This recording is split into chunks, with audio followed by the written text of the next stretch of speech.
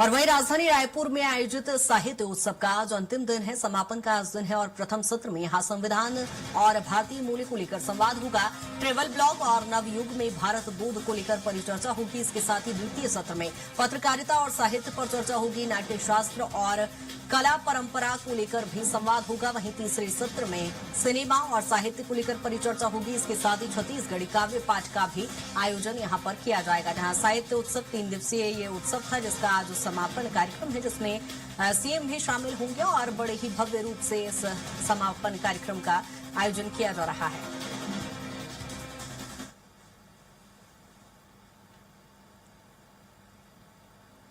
जहां आपको बता दें कि अलग अलग स्तर पर ये कार्यक्रम हो रहे हैं। अलग अलग सत्रों में इस कार्यक्रम को डिवाइड किया गया है, जिसमें कला संस्कृति को लेकर यहां पर परिचर्चा होगी। और आपको बता दें कि छत्तीसगढ़ की संस्कृति की झलक भी यहां पर कार्यक्रम में दिखाई दी। और 3 दिन तक ये कार्यक्रम चलता रहा, जिसमें खुद मुख्यमंत्री विष्णुदेव साय शामिल हुए थे और समापन कार्यक्रम में भी सीएम शामिल होंगे। जहां बेहद ही महत्वपूर्ण ये कार्यक्रम, जहां छत्तीसगढ़ की कला संस्कृति यहां देखने को मिली। और इस साहित्य उत्सव में देश भर के बड़े साहित्यकार, पत्रकार इसमें शामिल हुए, भी शामिल हुए और भव्य आयोजन यहां पर देखने को मिला। और 3 दिवसीय इस कार्यक्रम का चूंकि आज समापन है और साहित्य उत्सव के समापन कार्यक्रम में बेहद ही भव्य रूप से इस उत्सव को मनाया जा रहा है।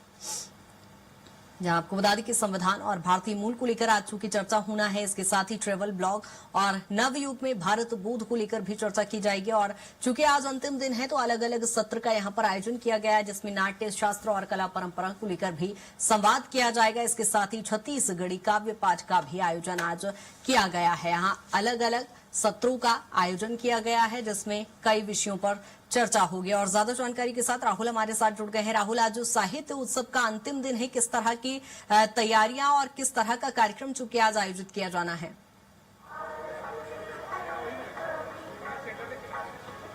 जी कृतिका, मैं सबसे पहले आपको जो पूरा पुरुषोत्तम मुक्तांगन है वहां पर किस तरीके से साज सज्जा की गई है वो दिखाने का प्रयास करूंगा।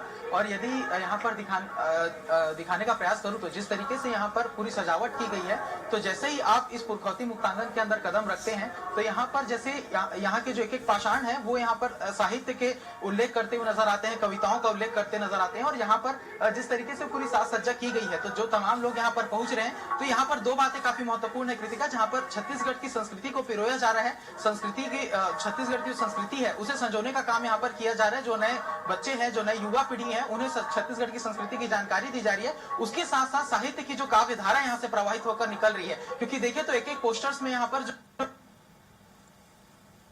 भी है, उनके जो पोस्टर्स हैं वो यहाँ पर लगे हुए, रचनाकारों के जो नाम है वो यहाँ पर लिखे हुए हैं। और हर एक पोस्टर के माध्यम से उनकी जीवनी बताने का प्रयास किया गया है, किस तरीके से हिंदी साहित्य में उनकी जो सहभागिता है, किस तरीके से उन्होंने हिंदी साहित्य को बढ़ाने का काम किया, उस तमाम विषयों को यहाँ पर उल्लेखित किया गया है। और उसके साथ में ही छत्तीसगढ़ में किस तरीके से हिंदी साहित्य को लेकर के आगे बढ़ने का काम किया है, छत्तीसगढ़ की संस्कृति में हिंदी साहित्य का क्या कुछ महत्व रहा है, इसको भी बताने का प्रयास किया है। तो पूर्ण रूप से देखा जाए, जो रायपुर का जो साहित्य महोत्सव है उसमें बड़ी संख्या में लोग पहुंच भी रहे हैं। और इसके साथ देखें तो कई ऐसे लोग हैं जो छत्तीसगढ़ का परिधान पहन करके यहाँ पहुंचे हुए, जो पौराणिक आभूषण है वो उन्होंने धारण किया हुआ है। सबसे पहले मैं ये पोस्टर दिखाना चाहूंगा, जहां पर साहित्य धरोहर के तौर पर जो छत्तीसगढ़ में तमाम जो चीजें उपलब्ध हैं उसकी जानकारी यहाँ पर दी गई है। यहाँ पर एक पोस्टर है, पोस्टर के माध्यम से बताया गया है कि राजनांदगांव में जो शासकीय दिग्विजय महाविद्यालय परिसर है उसे त्रिवेणी संग्रहालय के रूप में जाना जाता है, एक प्रसिद्ध स्थान है। और यहाँ पर जो वरिष्ठ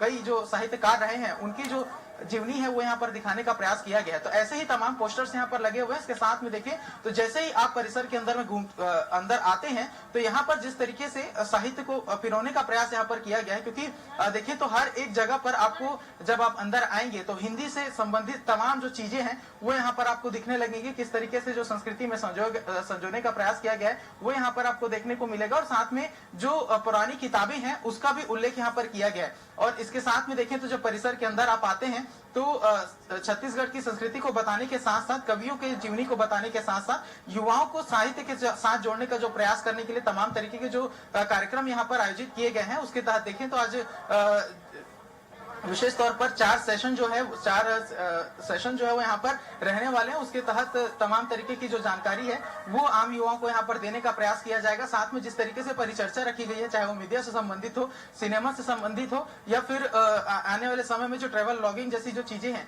जिसे बिल्कुल राहुल, कुल मिलाकर कहा जा सकता है कि युवाओं के भविष्य के लिए जो जरूरी है उस परिचर्चा के माध्यम से कहीं ना कहीं युवाओं का भविष्य यहाँ पर संवारा जाएगा। और बेहद ही खूबसूरत तस्वीरें हैं। बहुत शुक्रिया तमाम जानकारी के लिए।